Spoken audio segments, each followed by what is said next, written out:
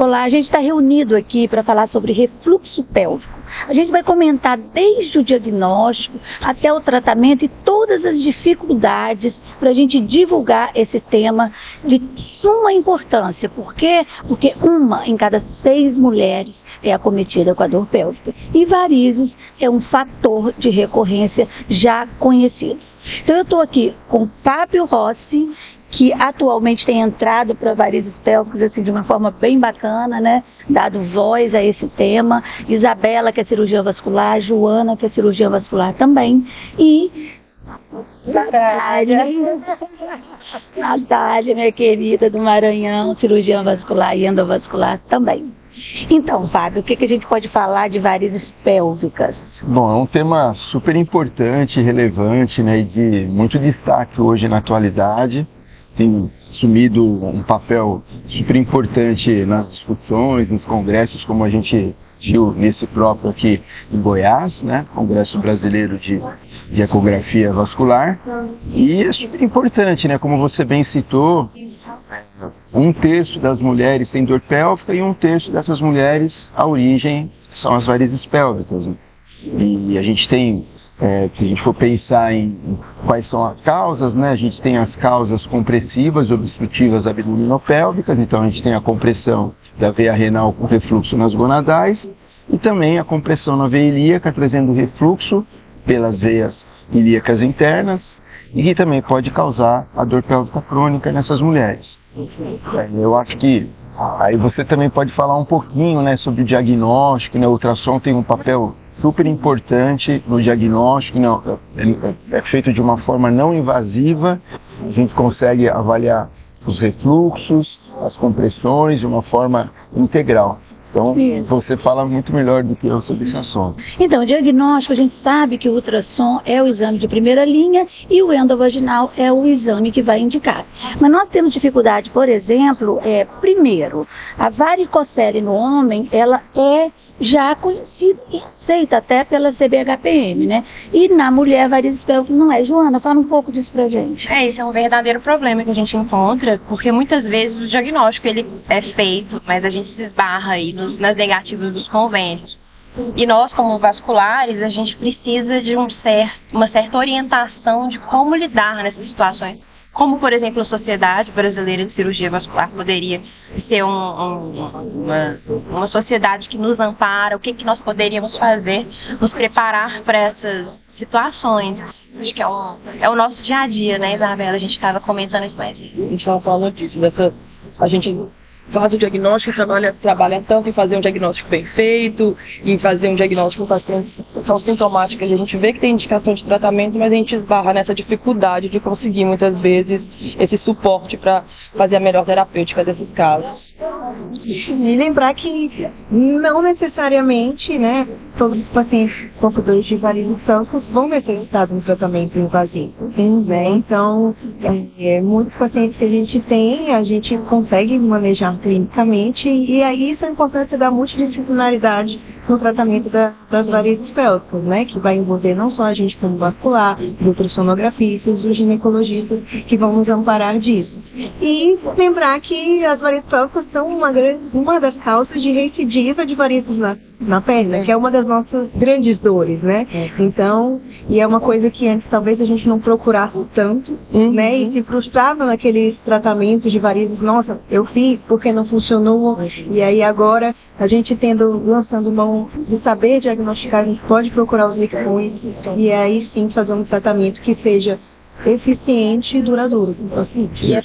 E é por isso que os critérios precisam ser bem rigorosos, né? Pra gente ter aí uma indicação mais precisa possível dessas pacientes. Pacientes que não precisam de tratamento realmente não sejam tratados, só acompanhados. Agora, Fanny, deixa eu fazer uma pergunta em relação à realização, né, dos procedimentos e a cobertura. Como que você faz quando você vai fazer o exame ultrassonográfico, né, o ecodoppler? Como que você faz para poder ter remuneração? Existe um código específico? A gente precisa trabalhar nesse sentido também? Como que está? Então, é exatamente isso que a gente espera da SBACV, que entre no rol de procedimentos.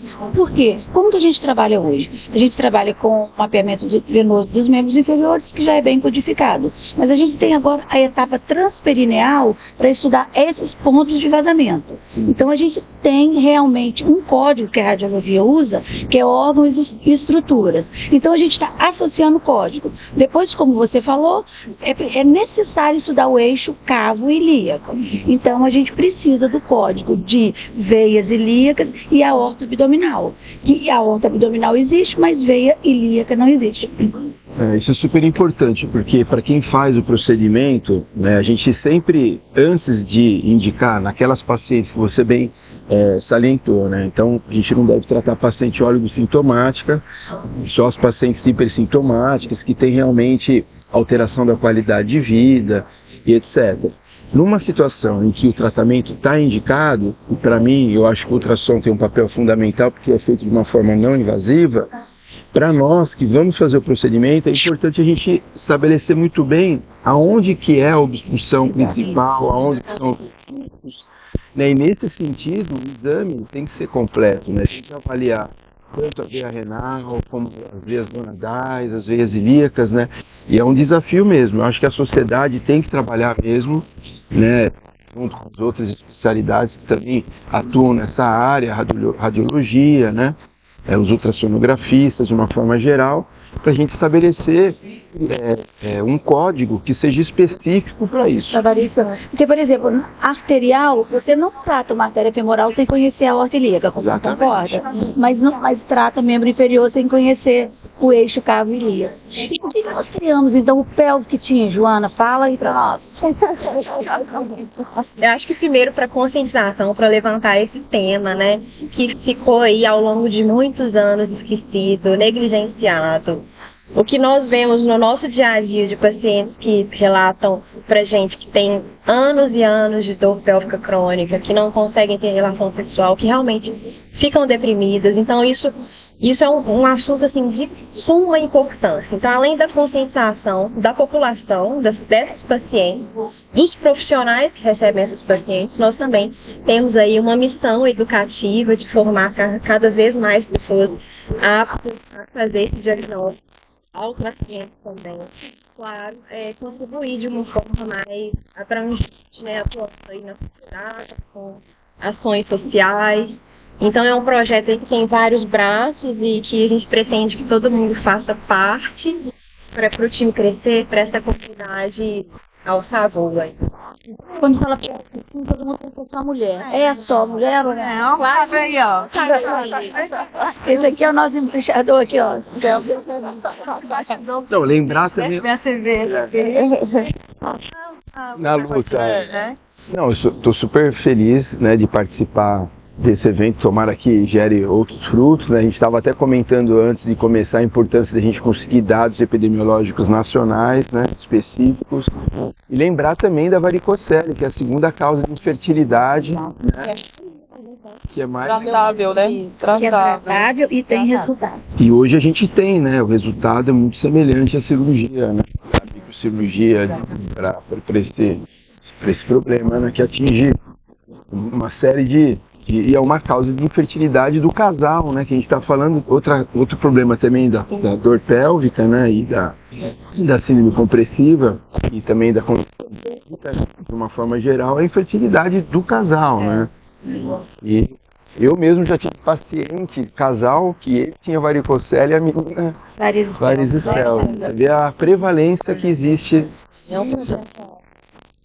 Obrigada. Imagine. Sua presença. Acho que a gente pode resumir. É muito bom. O resumo daqui que eu acho que a gente pode tirar é que nós temos pacientes com a doença, nós temos como diagnosticar de forma até não invasiva. Atualmente nós temos tratamento para isso, com resolutividade em relação à dor pélvica, porque a literatura é clara em dizer que melhora, mas nós esbarramos na dificuldade de como liberar esse tratamento pessoas sintomáticas, que a gente não está falando disso, né? Então a gente vai precisar trabalhar, primeiro, no rol de procedimentos, que é codificar as varizes pélvicas, né? Reconhecer a CVHPM e reconhecer a importância do tratamento. Perfeito. É isso. Vamos lá. Obrigada, Fábio. Até a próxima. Até a próxima.